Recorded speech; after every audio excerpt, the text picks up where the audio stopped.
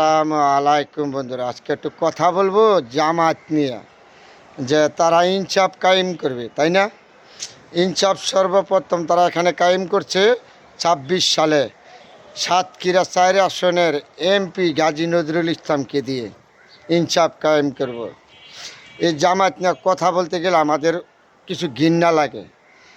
কালকের এই ঘটনাটা যখন সামাজিক যোগাযোগের মাধ্যমে, মিডিয়ার মাধ্যমে বিশাল প্রসারিত হয়ে গেছে, তারপরে জামাত বলছে ইআই দিদা করা, হেই করা, সেই করা, কিন্তু জামাতের এমপি নজরুল ইসলাম গাজী নিজে স্বীকার করেছে, না এটা আমার। আর উনি মা পচাইছে, ১ লাখ টাকাও দিছে। আল্লাহ আসছেন, কথা বলি।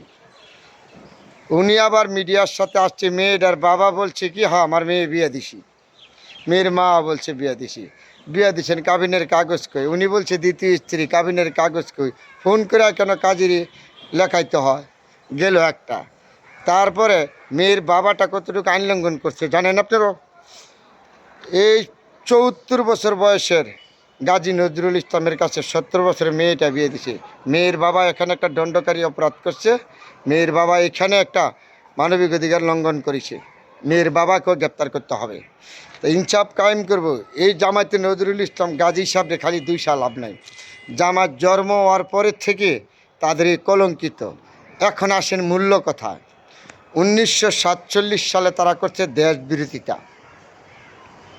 ১৯৫২ সালে তারা করছে ভাষা বিরোধিতা, বাংলা ভাষার জন্য তারা ৫২ সালে আন্দোলন করছে, এখানে তারা বিরোধিতা করেছে। তারপরে ৭১ সালে ৩০ লক্ষ মা বোনের ইজ্জত নষ্ট করছে জামায়াতের সহযোগিতা পাকিস্তানিরা, এমনকি তারাও নিজে ৩০ লক্ষ মা বোনের ইজ্জত নষ্ট করছে। সেই জামাতে ইসলাম। আপনি মূল্য জায়গাতে আসবেন না, তাদের গোড়ার জন্মের দোষ কোন জায়গা?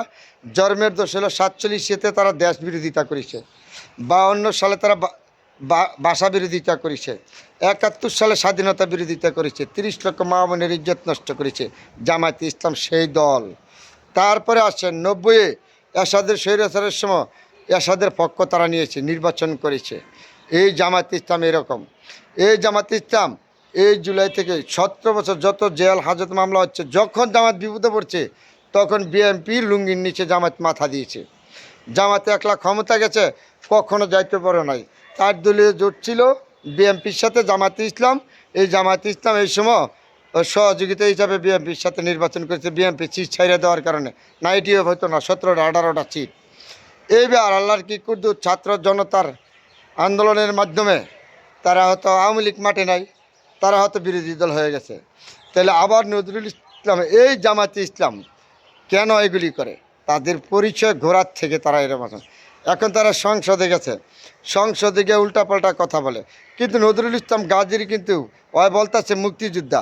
মুক্তিযোদ্ধা কিন্তু আওয়ামী লীগ করে কিন্তু বাতিল করে দিয়েছিল, আওয়ামী লীগ নাকি। আসলেও কিন্তু এদেশের বাংলাদেশের মিডিয়া জগৎ যারা আছে তালিকাভুক্ত, তারা আপনারা তদন্ত করেন, নজরুল ইসলাম গাজী মুক্তিযুদ্ধও ছিল না, মুক্তিযুদ্ধ ছিল না। মিডিয়া জগৎ তাড়াতাড়ি বার করতে পারবেন।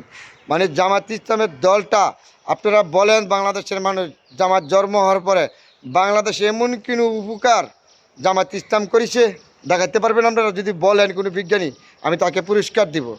জামাত ইসলাম জন্ম হওয়ার পরতে বাংলাদেশ জামাত ইসলাম দিয়ে কোনো উপকার হয় নাই, জামাত ইসলামের ক্ষতি হয়েছে। শুধু জামাতের কাছে নারী নিরাপত্তা নাই, এদেশের জনগণ নিরাপত্তা নাই, এদেশে কেউ নিরাপত্তা নাই, স্বাধীনতা নিরাপত্তা নাই, দেশের মানুষ নিরাপত্তা নাই জামাতের কাছে। জামাত নারী তো নির্যাতন করবে, দেশের মানুষের নিরাপত্তা নাই, দেশের ষড়যন্ত্র অসহ্য। এই যে বিএনপির সাথে বিরোধী দল, তারপরও ভিতরে ষড়যন্ত্র করতেছে, বাইরেও করতেছে। তাদের কতটি আছে? গোলাম সারোয়ার, আর একটা শিশু মুক্তিযোদ্ধা তাহের। আপনার বাংলাদেশে কিন্তু বন্যা টন্যা কোনো দুর্গত হইলে তা করে দেখবেন পাঞ্জাবি টাঞ্জাবি খুললা দান সহযোগিতা, তা করে দান সহযোগিতার উৎসবটা কোথায়? ইসলামী ব্যাংক নিয়ে নাটক, বার এই করবে, সরকারে পৌঁছায় দেবে, জুলাই জুলাই এখন আবার ব্যবসা।